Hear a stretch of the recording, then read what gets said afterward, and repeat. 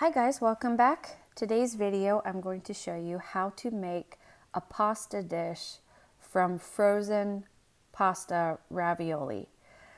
So this is not a bake, okay? This is not a casserole, which is really easy to make in a solar oven, but this is, instead of something that you would make in the oven, this is something that you would make on a stovetop. And I want to show you how you can recreate that same method in a solar oven. First of all though, as I promised in my pizza video from last time, I'm going to show you how I make my homemade pasta sauce, which, I mean, it's super easy. The only thing that makes it homemade is the fact that I didn't buy actual pasta sauce. I just take tomato puree and I add like a few spoonfuls of pesto. Honestly, that's all you have to do. I also cut up a couple of tomatoes and an onion, and I added some garlic. And this is a thing you might want to skip, but I added cilantro, and I added it because I hate throwing food out, and greens always add nutrition. So it added a kind of a strange flavor to an Italian dish. Most Italian dishes don't have cilantro, but I added it anyway because I didn't want it to go bad, and I still had this from when I made carnitas last week. I'm also adding some frozen meatballs, and I'm adding this frozen cheese ravioli. This you can find in the frozen section of the Dollar Tree, believe it or not. And it has about 12 to 15 raviolis in each bag. So that's about, well, they say it's about 2.5 servings, but my husband and I actually eat, the serving size is 5 raviolis, and they're really big. So my husband and I don't even eat that many, but I doubled the bags. And the reason I did 2 bags of ravioli is because the next couple of days are going to be rainy, and I'm really right now trying to challenge myself to only cook outside in my solar oven and not even turn my regular oven on, like the least use of my regular oven possible is what I'm trying to do right now. So I went ahead and doubled my amount of ravioli here to kind of get us through these cloudy days, and then once the sun comes back out, I'll make something else. But that's just something that now I'm thinking about, is only cooking on the sunny days and days when I know that I'm going to have time to tend to my oven. All right, so, and another little side note is that these cheese raviolis from the Dollar Tree are exactly the same quality that you can buy at the grocery store for a lot more. So I don't know how they do it so cheaply, but it's a lot cheaper if you buy these at the Dollar Tree. Also, another little fun fact is the Dollar Tree sells frozen meatballs as well. However, I did notice, at least at the time that I bought this big package, this package of meatballs is from Aldi.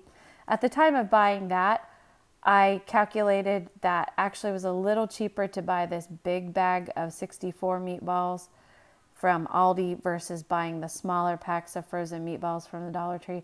You get slightly more for your buck if you buy it in the big bag, at least at the time, as I said, that I bought that bag. So anyways, I always try to be frugal. That's just my way.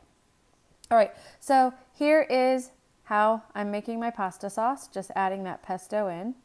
And then I cut up the vegetables and added them all in. And I also threw some frozen mushrooms on top. Typically, I try to make sure that all of my ingredients are thawed before I stick them in the solar oven, but I knew that I was going to have about 3.5 to 4 hours to cook this whole dish. So I knew that was going to be plenty of time for these to thaw and then cook in the solar oven. Also, mushrooms are one of those few foods that when they are in direct sunlight, they actually absorb vitamin D. So I added them. I try to add mushrooms now in all of my solar oven dishes that I can, because I know that fact that they absorb vitamin D, and that's just a little extra free vitamin D from the sun. All right, so I mixed up all my ingredients and added my frozen meatballs, and that's what it looked like. That is cilantro. It looks like parsley, but anyways, I like the color, the green color in there. I stuck it in my solar oven, and I cooked this from 2:30 to 4 o'clock. So 1.5 hours, I let it cook. Then after 1.5 hours, I added my frozen raviolis. and I mixed them up and just let them cook for another 2 hours. So this is how you can do this.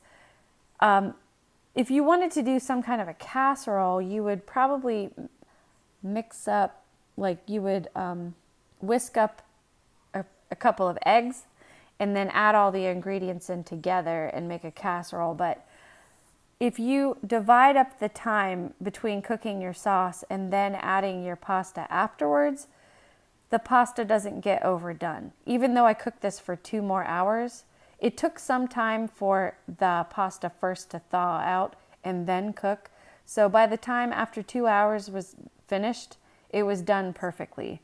So anyways, here's a close-up of that bag of cheese ravioli if you want to look for it at Dollar Tree. It really is a good deal. And here it is at the end of 3.5 hours total cooking. And I didn't have to turn my stove on or my oven on once, and it cooked through. I will say that the onions were a little crunchy, and my husband does not like crunchy onions, so next time I'm going to saute them on the stovetop first.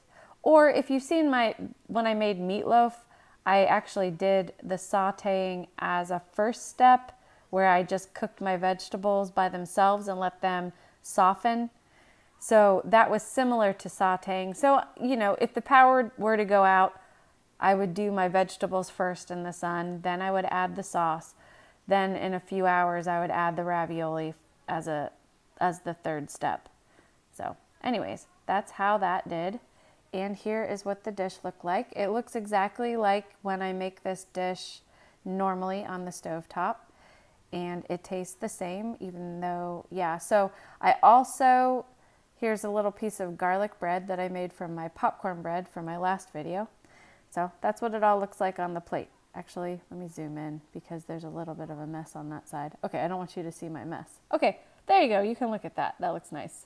All right, thank you for watching, and I hope that you enjoyed this video.